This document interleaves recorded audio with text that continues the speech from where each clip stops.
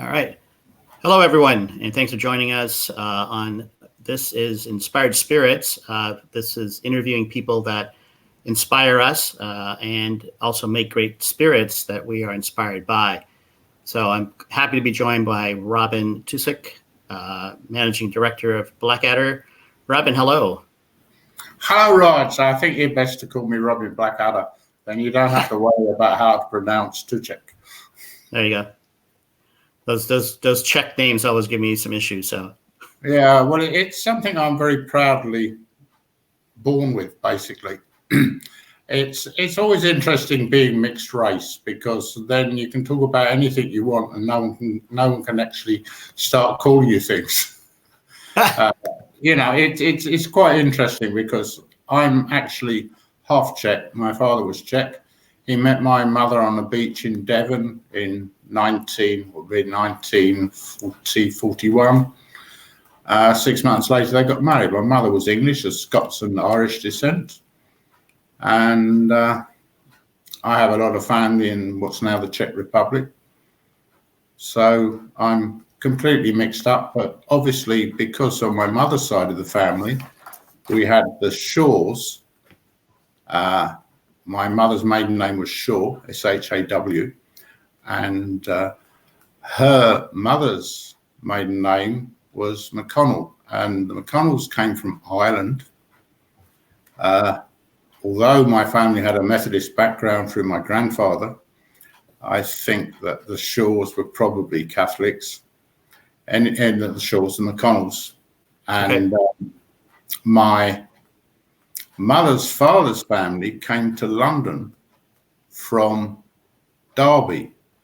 all right. Now, Shaw is not a native name in Derby. It's a very native name on Speyside, but looking at the historical records, Bonnie Prince Charlie's army marching towards London got as far as Derby before some reason they turned round to go back to Scotland, where they all got slaughtered at Culloden. Oh, no. Obviously, my ancestor did not join them, must have met a local girl and decided that procreating was more fun. Hence, the Shaws from Derby coming to London. And my grandfather was actually a journalist and went on to become secretary to the Press Association in London, which is like the modern day Reuters. My family had a journalistic background, which is what I went into, but on a different level. I started off in children's comics. So I don't know. But I obviously must have, from the Irish and the Scottish side, whiskey in the blood. And of course, the Czechs enjoy a dram or two. They do. In fact, yeah, we've been buying single casks of Hammerhead, the old Czech. Yeah, the old Prado distillery, and I've bottled a couple of those, so excited about that. Hey, Robin, I know one question that we get asked a lot is the name Blackadder, and a lot of people just automatically presume that it comes from the TV show, which I tell them that there is no relationship to that, and the story of John Blackadder, the Scottish bishop. But do you want to enlighten people about the name Blackadder? Well, you see, when I started Blackadder, I wanted to do something. I wanted to bottle whiskey straight from the cask. In other words, I wanted to do something completely different. But when I thought about it, that was obviously Monty Python doing something completely different. So I thought a bit more, and I came up with what you'd like to say is a cunning plan. Get my head that way around. And that was the birth of Blackadder. Now, although my humour is very much in tune with the Pythons and the Blackadders, brilliant TV series. They cannot make these sort of series anymore because they just become politically incorrect in so many ways. But that wasn't the reason for the name Blackadder. I had this name going around my head, and one day I opened up a Scottish reference book, and I was looking up a couple of family names, and by chance the book just opened at the page with a reference to John Blackadder. The father and son both came to rather unfortunate ends. Both were teetotal. I find that funny. They were, the demon drink. Like my grandfather Shaw, on his pastime was a Methodist lay preacher. And my mother signed the pledge at 14. My father wasn't too pleased when I pointed out to my mother that this sparkling apple drink that we were having some Sunday lunches was actually cider and had alcohol in it. My mother hadn't realized.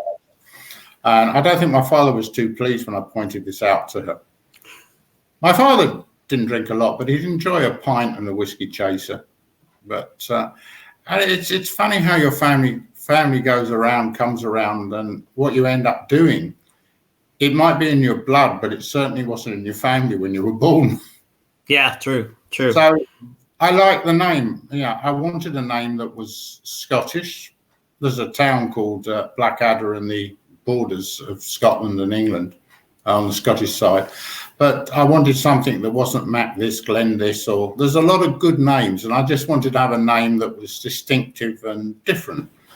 And I never thought at the time we have a very good artist, calligraphic artist in Scotland, Ken Fraser, who was recommended to me by Andrew Symington, not Andrew, his brother Brian, at Signatory many years ago. And I got him working on a design for a label. And the first design he gave me, it wasn't right. So I tweaked a bit and went back to him with the design. And the next design was absolutely perfect. The only thing we tried to do, thinking about it, was putting a forked tongue in the mouth of the snake, but it just looked silly. So we got rid of that idea.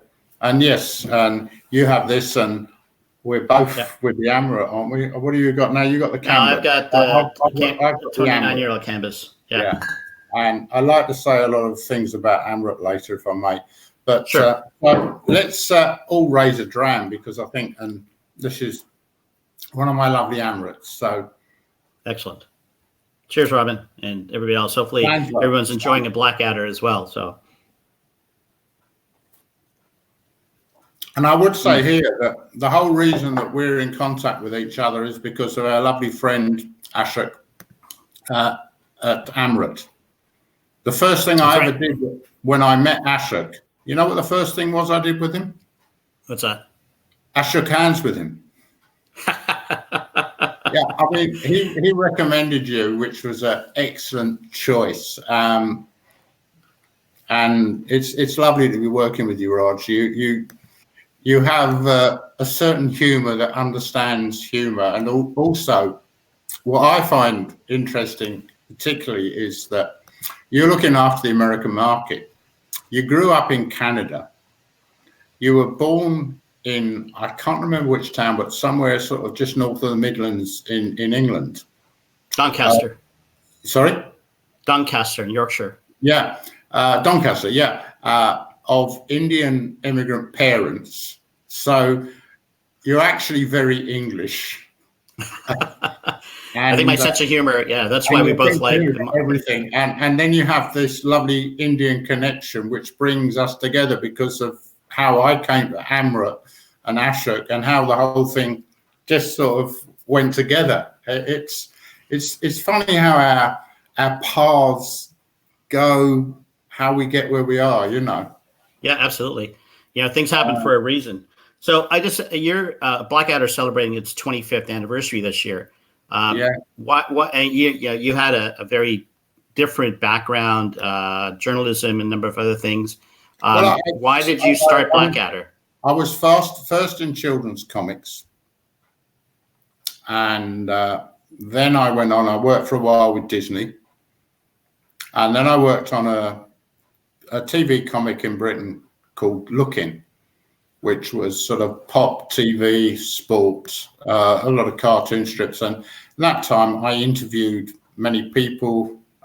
We did photo sessions with a lot of pop TV, sports stars, that sort of thing. And it was good fun, but I got to the point where you're not going to do that for the rest of your life. And a couple of things happened, but then I found myself working on the international drinks marketing magazine, Drinks International. And the then editor, Pam Massingham, was more interested in the wines, and I got the job of looking after the spirits. So I came in more with an interest of wines, but then I started working with the spirits, and obviously a major part of that was covering Scotch whisky from a marketing perspective. And one thing led to another, and I went from that to working on drinks PR briefly for Macallan Drambuie in the London Wine Trade Fair. And very suddenly, sadly, my son was very ill with cancer, which he was 40 last Monday. So, things worked out well. But I then started working for myself, and I got a couple of PR contracts looking after,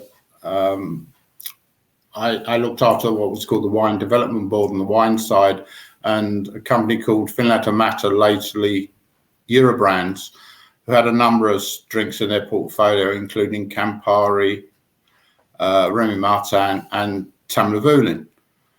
I created a competition to find a whiskey expert. We had the Tamluvulin Master of Malt competition, and the second one we ran, John Lamond won. And John went on to become friend, and we produced together the Malt Whisky File. And this went on up. So I actually founded the company Master of Malt, and there were other people became involved, and there were some differences, but also mainly I wanted to bottle whiskies ourselves. And I left the company and started Blackadder the 1st of March 1990, the 1st of March, 1st of April 1995, which is a good day for the right sort of humour, because obviously but the philosophy, the policy, everything about the whiskey was, when I was with Drinks International, I visited Glen Grant Distillery. I visited other distilleries over that period, including one that I well remember. It was the middle of February. There was snow on the ground. It was pretty miserable. I stayed at Blairfindie Lodge next to Glenlivet Distillery. And the one person in Scotland at the time who was interested in, was everything okay, Robin? I'll come and buy you dinner tonight, was John Grant from Glenfarclas. Right. And that has always put a soft spot in my heart for Glenfarclas. Right. Especially, as to be honest, it's my favourite Space Oak malt. I have to be honest, and it's not because I love and respect John. I know the family reasonably well. These days, I might see George more than I'm likely to ever see John, because we all get older. But right. It was a latter visit in May when I went to Glen Grant, and the then distillery manager afterwards took me up through it was then very overgrown, the orchards behind the distillery. And there is a stream running down, and they've got a whiskey safe, or a safe built into the rock by the stream. And he had a key with him, and he opened the whiskey safe, and he took out a bottle. There were a couple of glasses and a quake. Took out a bottle. He poured a slug of whiskey in each glass, took the quake, scooped a bit of water out of the stream, put a splash in each glass, and I tasted. And it was like, I don't know, it was, if you ever have that road to Damascus moment, it was like, wow, I've never tasted any whiskey as good as this. What is it? Well, obviously I knew it must be Glen Grant, because they wouldn't put Glenfiddich or something else in the whiskey safe. And he said, I don't know, I can't remember, it's 10 or 12 years old, but it's just a cask sample straight out of one of the casks in the distillery. I hope they paid the duty on it, but you never know. I might be causing them problems now. Maybe. Well, it was a long time ago. Yeah. So, and that set me to thinking. And in the time of Master of Malt, I tasted some of the excellent bottlings from Signatory, and realizing that you don't chill filter and you don't colour. If you've got something that comes out of the cask that's very, very good, in most cases, it's better to bottle it at cask strength and let someone put in what amount of water they want. Right. But the more you filter a whiskey, I soon realised, the more you're removing, because of the oils and the fats, you're removing the flavour congeners. So that set me to thinking, and how eventually, with the birth of Blackadder, there was a very simple philosophy: never chill filter, never colour anything, and as far as possible, although you don't do it always, but bottle at cask strength. And if you're bottling, first we did bottle some things at 43%, but then we made the minimum 46%, but it's just a trickle filtration, it's never chill filtered. So I think, I don't know, in terms of companies that have been around for a long time, I think only ourselves and Adelphi can say that we've never, ever, ever sold anything that's been chill filtered or coloured. Because in most companies, they might have a product that's a very successful blend or something like that, and they'll do what's necessary for that blend. But we've never gone into that sort of business, but we never would. I mean, the base philosophy is never, never, never chill filter, and either bottle single cask or 2 or 3 casks in things that we do with Black Snake, which is more or less single cask, but it's just, you know the recipe: bourbon cask into a sherry cask. So that's how I think whiskey should be. It doesn't mean we're right, and it doesn't mean that anyone's other products are bad. There are products for different markets, different courses, and you couldn't put a non-chill filtered whiskey into the average supermarket because it gets a bit cold. It can cloud up with the fats, or you can, why is it going cloudy when I put some water into it? So there's nothing wrong with how other people do things, because they're producing things for their markets. What our market is, and always will be, is that specific niche. We're not trying to build an empire. We're not trying to make a multinational brand. It's just we want to enjoy our whiskies. Everything we bottle, we have tasted at least once. We often recast, because when you're buying casks on the market, you're buying them in many cases unsighted, you've never tasted. And then you look at the cask, and sometimes you might think that cask needs several more years. Sometimes it might need 1 or 2 more years. Sometimes you can bottle it straight away. Sometimes you take the decision, the cask is a bit tired, it's better to put it in a better cask, whether it's a bourbon cask or sherry cask. That's not the point. What you want is something that, obviously now my daughter Hannah and my son Michael are working with the company, and they both got a good sense of taste, particularly Michael. When he gets down to writing up tasting notes, he writes very good tasting notes. But tasting notes are what you think yourself, but you have to like what is in the glass. If you don't like it, and it might not be your favorite, you might have certain styles you like more than others. Like, it's difficult to find a bad Amrut anywhere. So in fact, it's impossible to find a bad Amrut, but or Glenfarclas for that matter. But it's the style that you're happy with, and you say, okay, I'm happy to have a bottle of that myself and drink it myself. If I'm not happy with it, I don't put it in the bottle. And that's the philosophy as far as Michael and Hannah are concerned for the company. Slange. Yeah, Slange, I know in the past that you have rejected casks, or you've had a cask and decided it needed to be recast before it was bottled. So your whole philosophy has always been cask is king, and I think that's really special. One thing you mentioned, Robin, about not chill filtering. I came up with that before Mark Watt came up with cask is king. So I love Mark to bits. I think of Mark a bit like a second son. There you go. So one thing that you took non-chill filtering to a new extreme by doing your raw cask whiskeys, which I think were launched in 2000. Is that correct? Yeah. Funnily enough, they were actually launched by whatever they call themselves, Heathrow and Gatwick airports. Oh, the duty-free shops or whatever they are. Yeah. But what was your behind the raw cask? Well, because when I went back to what I tasted at Glen Grant, and basically at the time in the late 1990s, everyone was starting to say, we don't chill filter. And less of them, we don't colour, but they're all saying we don't chill filter. But okay, you don't have to chill filter, but you can still put through much smaller filters. So you're then taking out more oils and fats. And I thought, well, all we've ever done with anything we bottle has just been a basic trickle filtration, so we don't get any lumps and flakes of the cask or bits of bung. And I thought that the best way to prove it's not filtered is to bottle it with some of the sediments in each cask.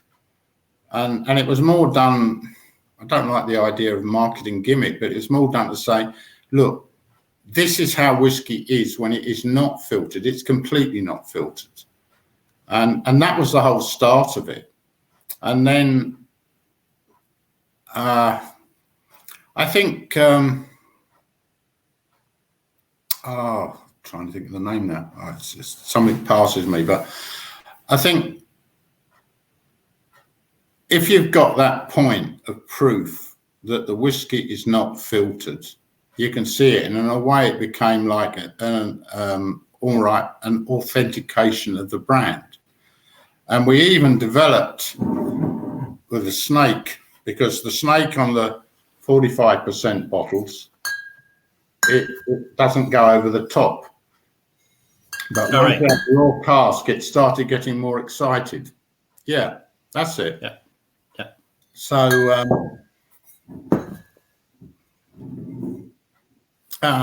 we have another one here. Get it the right way. Get it That's right. The Bamor. It's a 1987 Bamor. Yeah, nice. So I think one of those bottles I found a piece of wood in the bottle. That's how much. I don't know how you get a piece of wood unless it came from the cork, which is cork is. No, it was definitely wood. Cork is wood, you know. Yeah, I know. Yeah, that's true. That's true. Yeah. So, hey, Robin, there are some misconceptions about independent bottlers. Some people think that independent bottlers are getting, sort of the cast off casks, good ones. Can you just explain A, the independent bottling approach, and then B? You're frozen. Raj, you're frozen.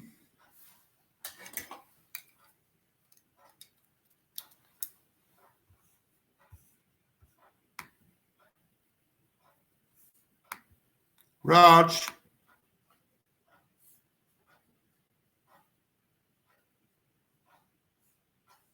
Raj.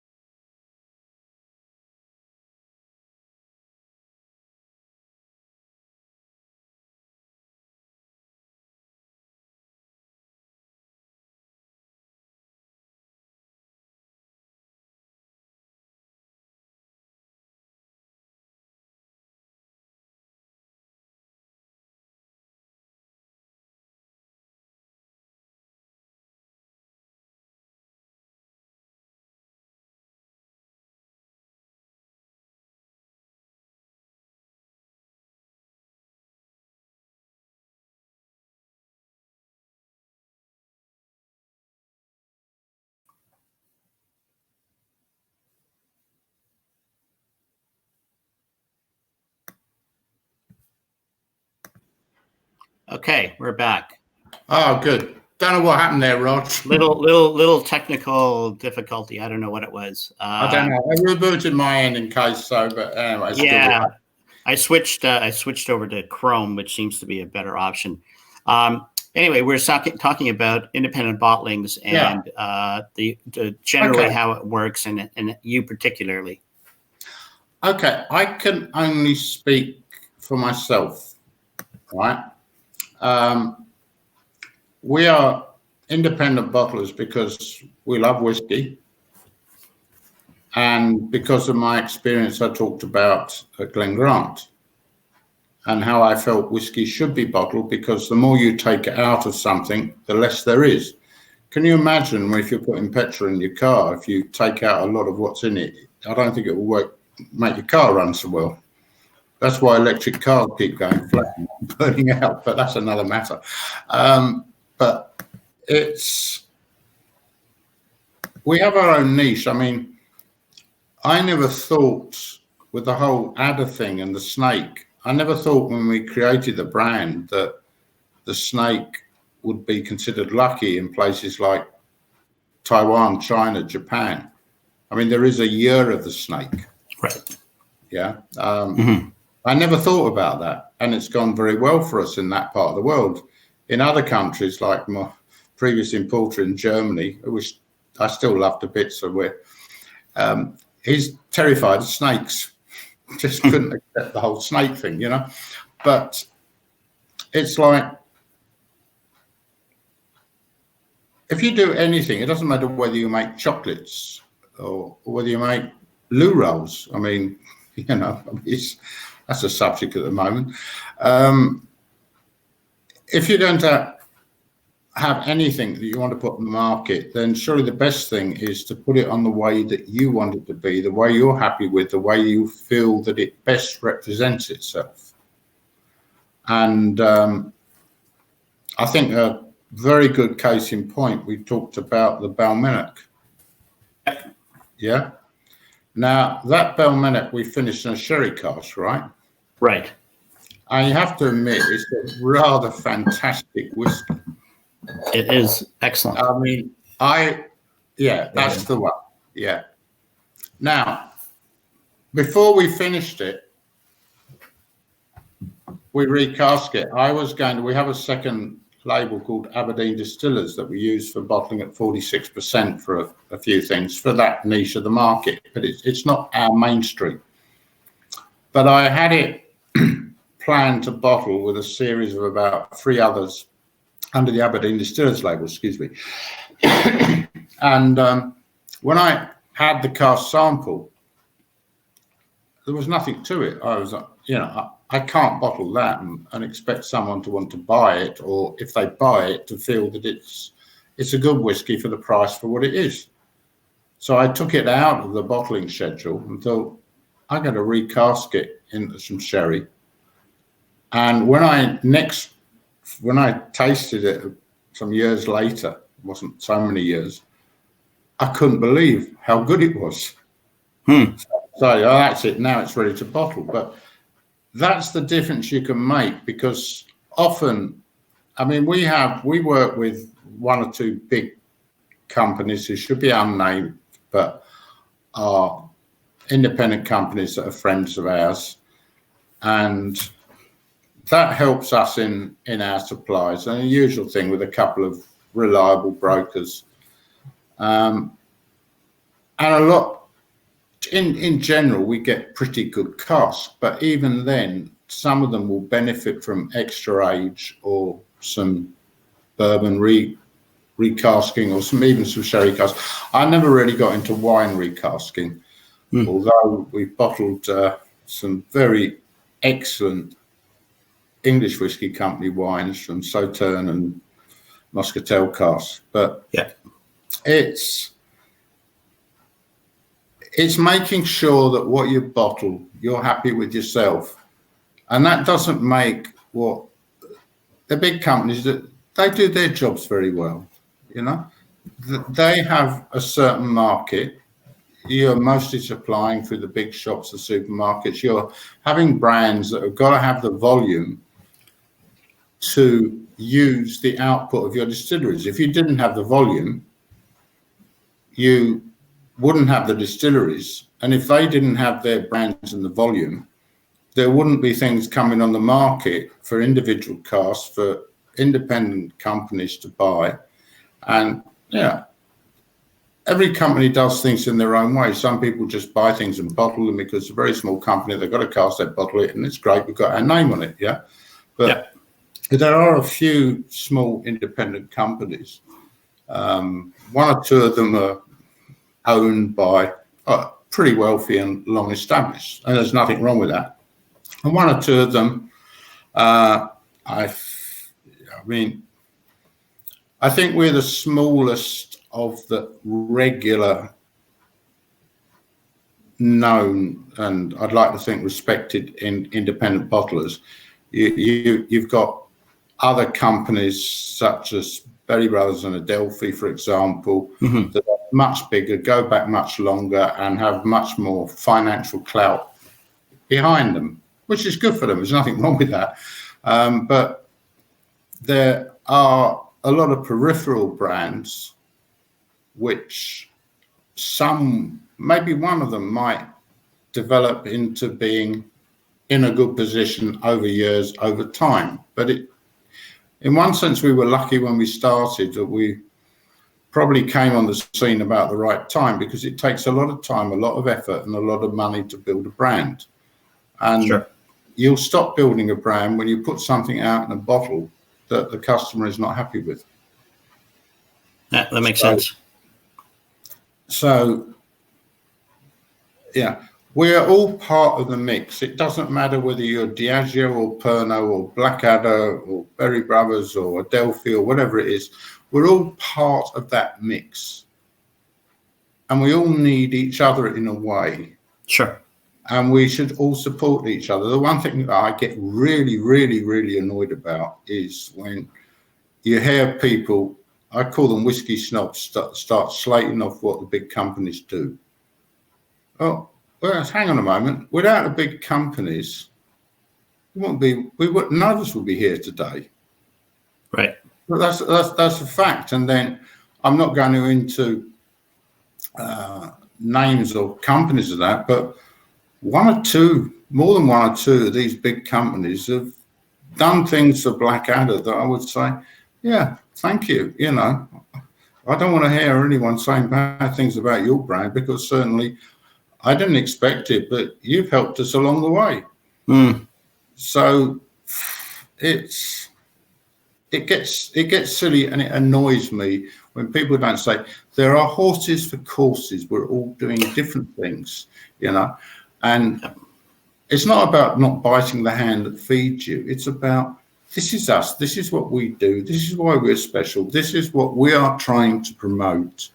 And yes, they do their job. They do their job very well. But I'm not talking about them. I'm talking about us. Sure. And if you want to get any negative comments about anything, you know, and I don't believe in chill filtering or colouring whiskies, but that's our market. It doesn't mean to say that you can't do it, because that's right for your customers in your market. That's true. We have a question from Annabelle. Is there a closed distillery that you wish you could get a barrel from? And also, is there any distillery out there that does not offer barrels to sell that you would love to obtain?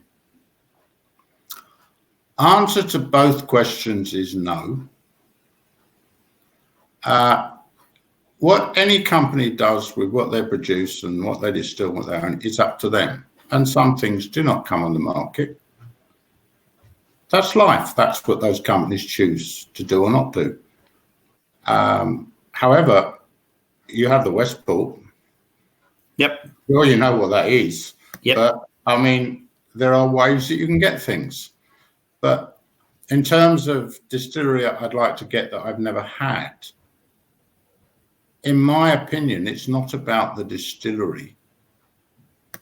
It's about the cask. It doesn't matter what distillery that cask comes from, because if that cask is brilliant, it's brilliant. It doesn't matter from which distillery it comes. I mean, a lot of people won't think about Balmenic, but that cask of Balmenic was absolutely stunning, the way it ended up and how it started.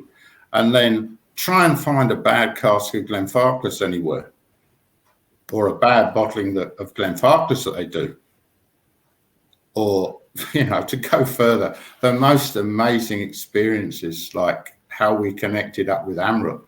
And it's like, that's a story in itself. And how you could say, you know, nobody's laughing about Indian whiskey today. That's true. Nobody that's actually tasted Amrut. There's still a lot more people that need to taste it. You were laughing. Stop laughing. You were laughing. No, I'm not. I'm agreeing with you, Robin. I'm just saying there's. So this being your 25th anniversary, are you planning any special releases? I know we talked about that last year. Yeah. We're basically, things we're bottling this year, we're celebrating 25 years of Blackadder. We're just starting to do that now that the bottling plant has opened up a bit, and we don't know what we're going to sell yet, but everything we bottle this year, there might be one or two very special bottlings. Our friends at Hunter Langer putting together something for us. But and we have one particular cask of Amrut that maybe we'll do something special with. We've also just had, it was drawn on the 1st of April and bottled on the 4th of April, a very special cask from these people. What am I? Can see the bottle. Oh, nice. Okay, so a Japanese. Unfortunately, because of the contracts, right, that will only be sold in Japan. But we're hoping that things open up well and we can get on with our plans for what we want to do with Shizuoka. And there will be special bottlings of Shizuoka. And there will be special bottlings of Shizuoka for celebrating Blackadder going into other markets as well. That's great. For those of you who don't know, Shizuoka is a new, they just celebrated 3 years, a new Japanese distillery that is just making single malts. It's a beautiful distillery. I had the privilege of visiting it with Robin 2 years ago. And just... You could come back, Raj. I'm planning to. Yeah, and Tako-san was lucky enough to have bought the old Karazawa equipment and was able to salvage one of the stills that is operational. And then he has a second still, which is a Selkirk still. And the new make out of both of those are so different.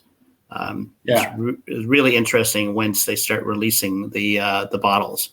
Well, there are plans at the moment, but I haven't spoken to Tycho, not in about the last month or so, apart from email. But we have plans afoot, but these may change because of the current situation. I'm not sure, but the hope is to release the first bottling in Japan this year. But it's going to be something that everyone wants, because Taiko is many things, and the funny thing is, some of the emails or messages from him recently is beginning to sound more like me. It's frightening. I would worry. Worry, Raj. But he's an incredibly talented individual. When it comes to making whiskey. And the cask samples that I've tasted, he's got it absolutely right. He's spent hours of lifetime, days, months, years. I mean, this was not something, when I first met Taiko, there was a note under my door at the Park Hotel in Tokyo from this guy who wanted to meet me and talk with me. And this was Taiko, and I'd just gone up to my room for something, and obviously I was in the hotel and I went down, he was downstairs, so we had a chat in the bar, and the discussion came really about setting up an import company, and that's what we did first. And he talked a bit and said, I'm going to open a distillery in Japan. Yes, Taiko, of course. It's a normal reaction, isn't it, when someone says they're going to open a distillery. And a few months later, I'm back in Japan and meeting Tycho, and he's showing me the plans for this distillery, you know. And the next time, I'm there standing on the site where it's going to be built. And before too long, we're at the blessing ceremony and it's being built, you know. It's like very few people could do what Tycho did. I mean, one of my, I think we're good friends. Basically,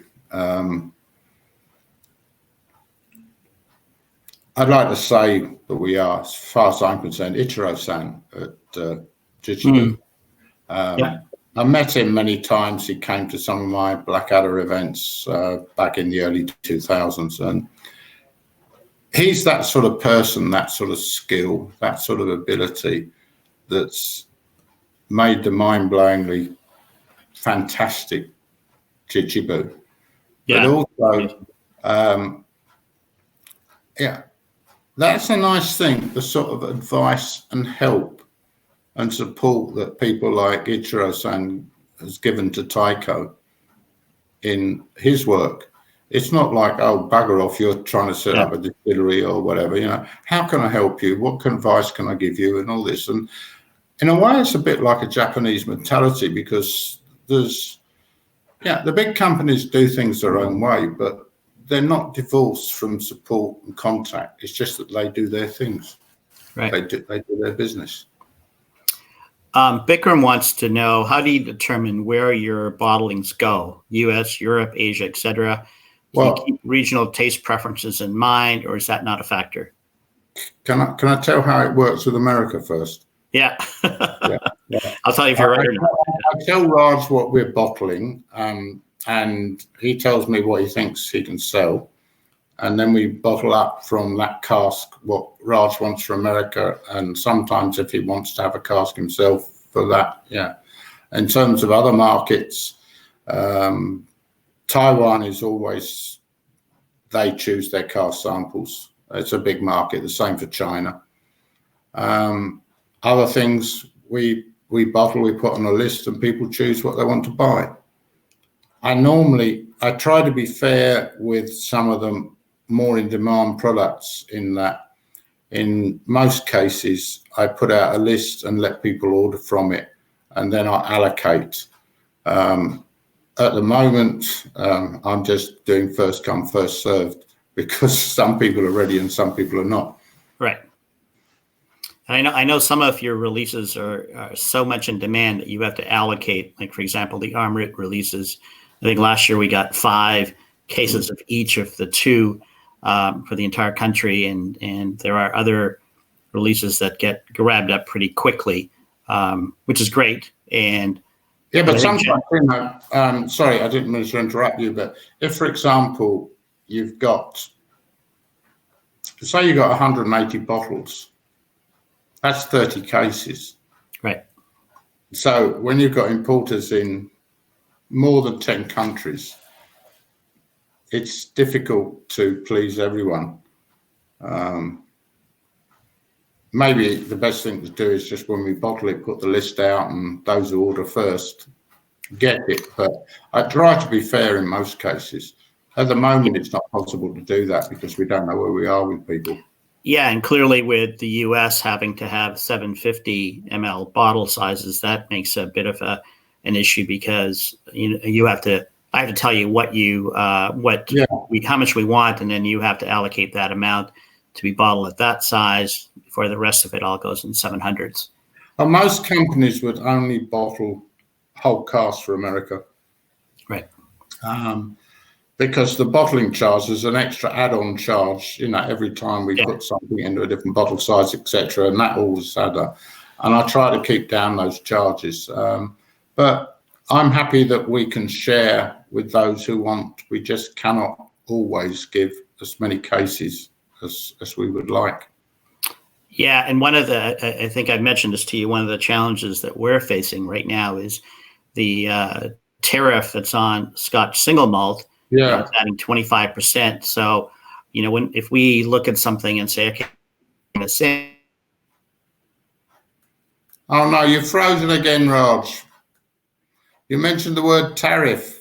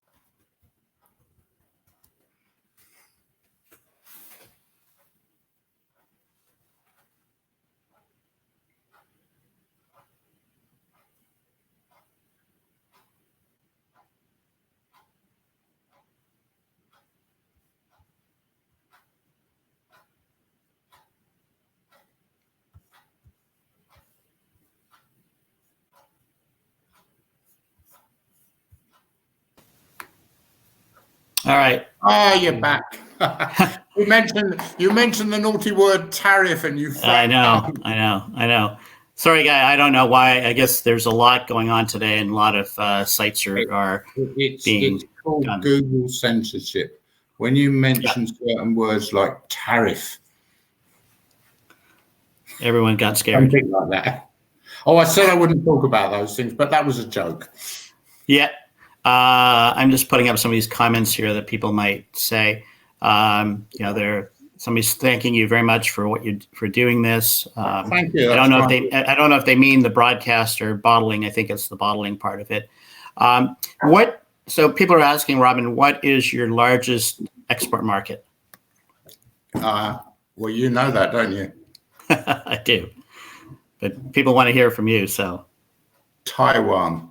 That's right. 23 million people in Taiwan. And all of them drink whiskey. They are nearly all Chinese. Now, I'm not complaining, Raj, but you've got over 300 million people in the US. Yep. So get your act together. we still are, I hope, an important market for you. And everyone's an important market. And you are very important to me because I love you as a man, Raj. Yeah. Don't take it the wrong way, but thanks, Robin. I see how bloody hard you work. When you're able to fly, you're always on a plane somewhere or other promoting the company, not just Blackadder, but obviously all the brands. And you work so bloody hard. The reason that Taiwan is so good, I hit lucky with an excellent company that was financially very secure. And this lovely guy, Mike Q, he contacted me. His boss was looking for a cask of Royal Brackler.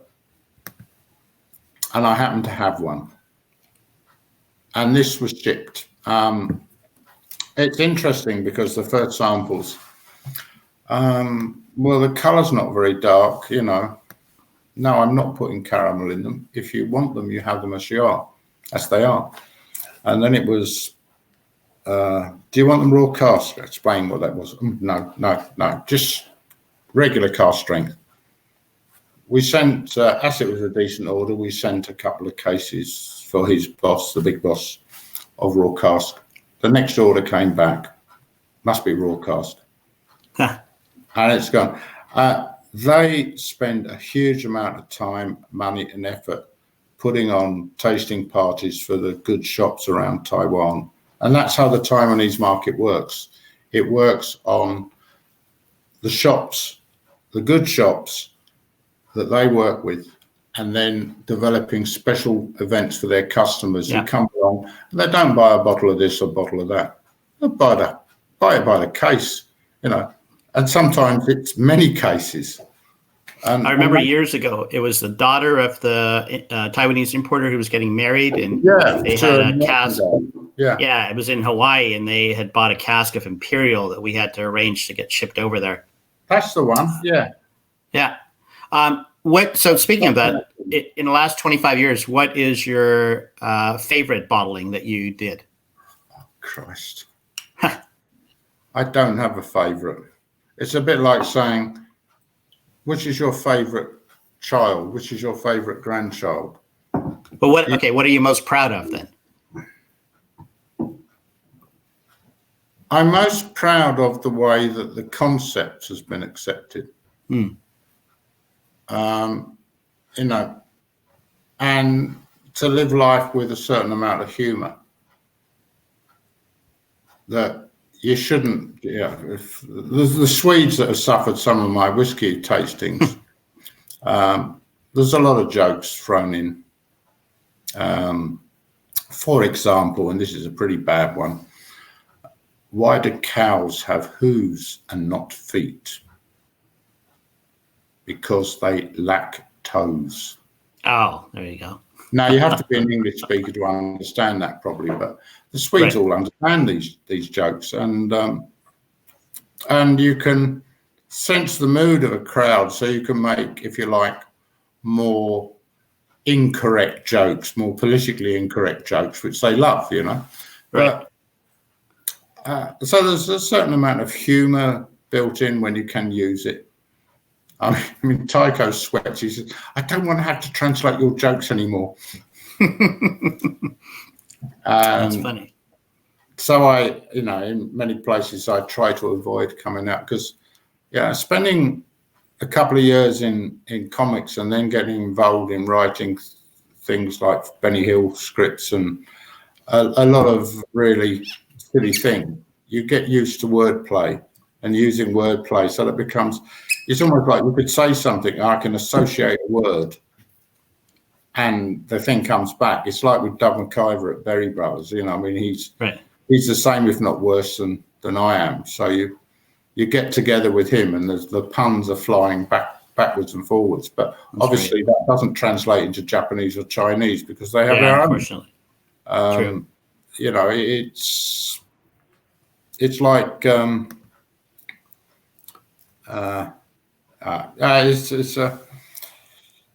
So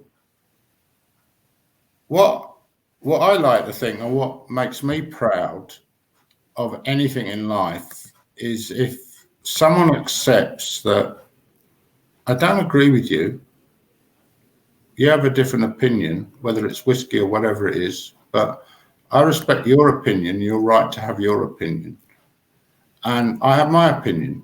And I don't want to stop you having your opinion. It doesn't matter what it's about. Some opinions, some people can find completely out and others are not. But you have to accept that everyone is different. We do the things we do the way we do it. And in whiskey terms, you can like it or you can not like it, but accept that that's our right to do the things the way we do. And you will enjoy the things that you enjoy, Right. You want to put Coca-Cola in your whiskey, that's fine, if that's what you want to do. And there are many good products on the market that you could put Coca-Cola in, yeah?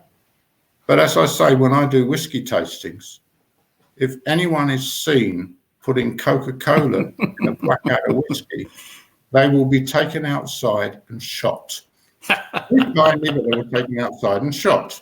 Yeah. Because, and once Tycho was in Sweden, we were doing a tasting event, and he joined, was sitting there at the side, and I got round to this point, and I said, well, I'll do this a bit differently, I said, because my Japanese friend is here, but obviously, Coca-Cola's fine if you want it, and you've got products you can put it into, but if anyone's ever caught putting Coca-Cola in one of these whiskies today, my friend Tycho's here from Japan, so, normally I'd say you'd be taken out and shot, But now what I'm saying is you'll be taken outside, you know, the Harry Curry sort of thing. Yeah, well, that's a good way to put it. One of my favourite whiskey stories was Harold Curry, the guy who started Arran Distillers, the distillery on Arran.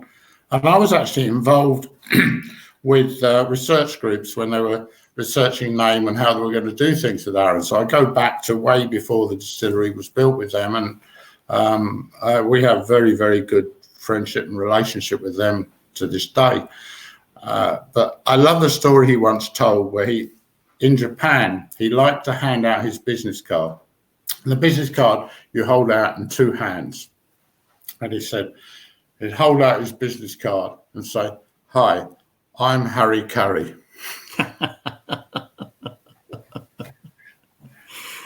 So you know, there's always humour in this business, and it's a lot of fun. You know, it's not like you're trying to sell I don't know what, but you know, it's a good time, right? Yeah. This is the. I wanted one other question I want to ask you is a few years ago you started bottling rum casks, and I know we had a discussion before you bottled them, and I said let's do raw cask, and the rums have been quite popular. Why did you extend getting into rums? Because people were interested in them. And I'd had some rums which I liked a lot. We've actually got a very interesting consignment of some beautiful rums on their way to us now, finally from Panama. Nice. So that will be the next. We have a container on the way. We will look forward to that. And a few people are asking about what is on the horizon for the U.S. All I can say is that I have a list from Robin. I'm looking at it, and I will get it to him this week about what we hopefully can get. I know some of the stuff's already been sold, so their pickings might be a little slow. The Amrit and the Blair Findy is sold out, but everything else is still okay. Right. We will be able to do more Amrit at some stage, but we had a particular order in for both of those casks. So at this current stage of the market, we would like to have orders. Yes, and we would like to. We're starting to see people reordering, so that's a good thing. Larry Schoen wants to know any plans to do a Cavalan cask.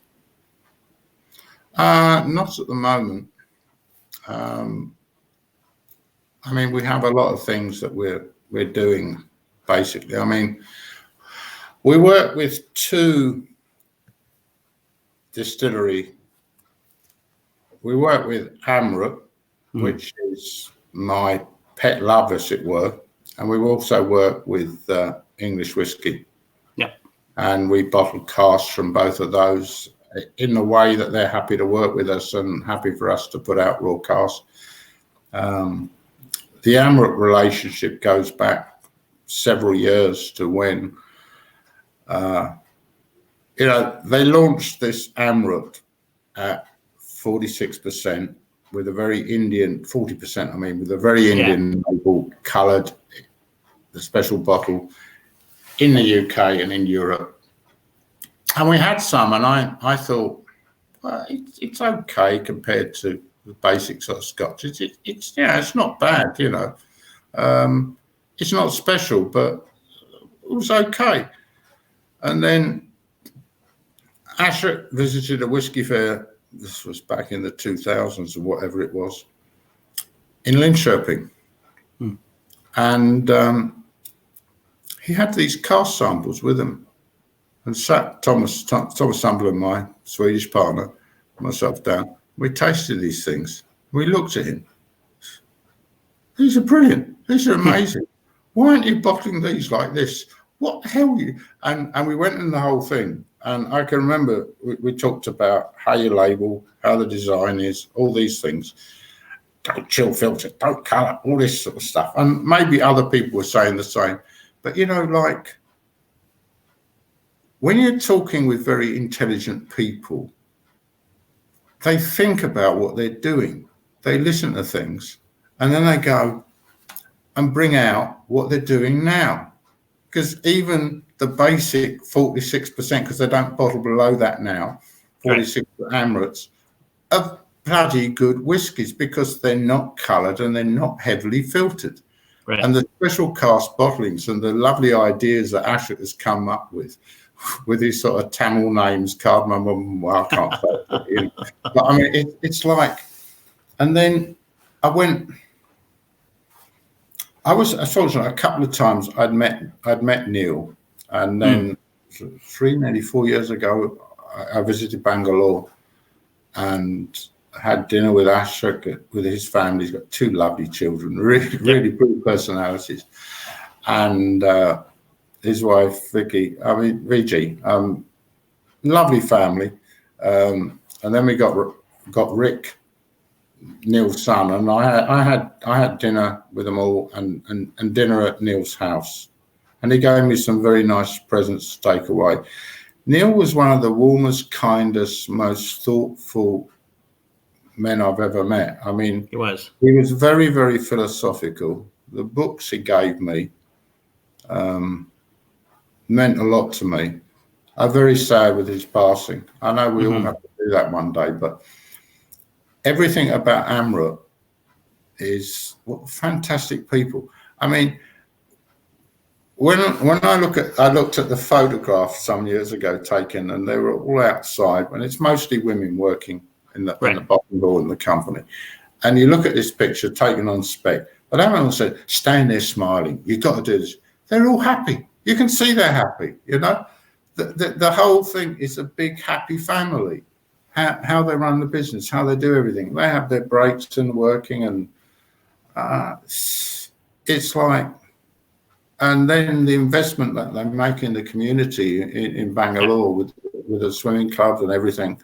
I mean, they're not just making profit themselves.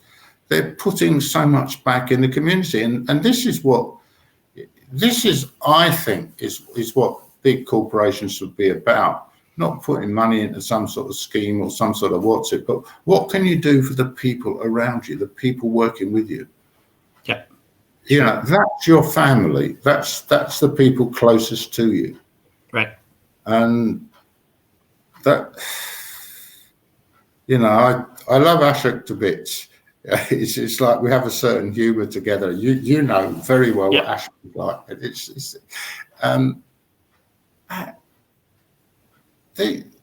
These are people that you work with. You don't say, what agreement can we have? What can we contract to? What can we do? No, this is possible to do now, so we do this. And when it's possible, we'll let you know, Robin. And when it's not possible, we will let you know. Yeah.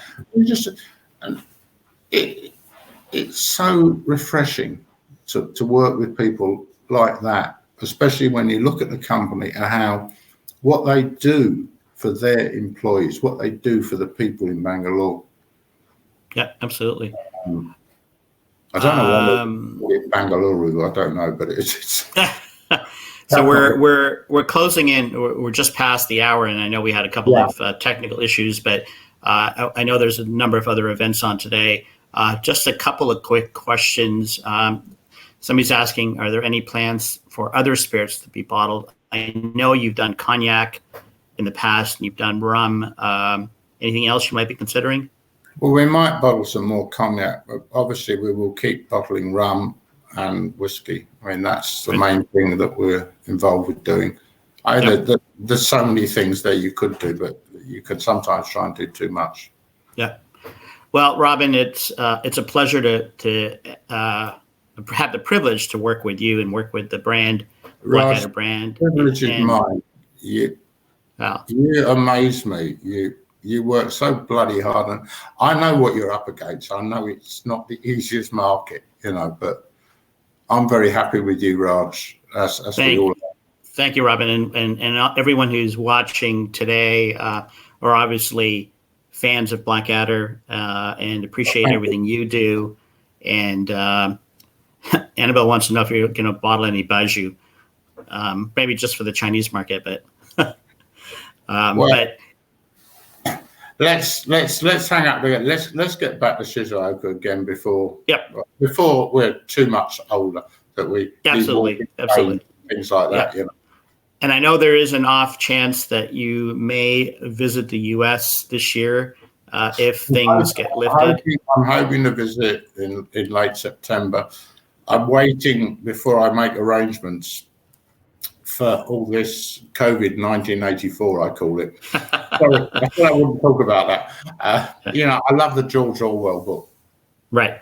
No, once we know where we are, then I can start making plans. Yep. But also, I some time ago said I would like Michael to work with you and develop the market in America, and I'm just worried if they let me through immigration with my personal views. Well, at least they don't ask you those questions. So yeah. But it'll be great. I know Michael's great, and getting him into the market would be excellent, and would certainly give us a better chance to spread the Blackadder. Tastings at events, and he needs to do some work. So well, raising a glass to you, Robin, my friend. Great chatting with you, and hopefully see you in person soon. Cheers. And you, and thanks for everything you do, Raj. Really appreciate it. Thanks, and thanks everybody for watching.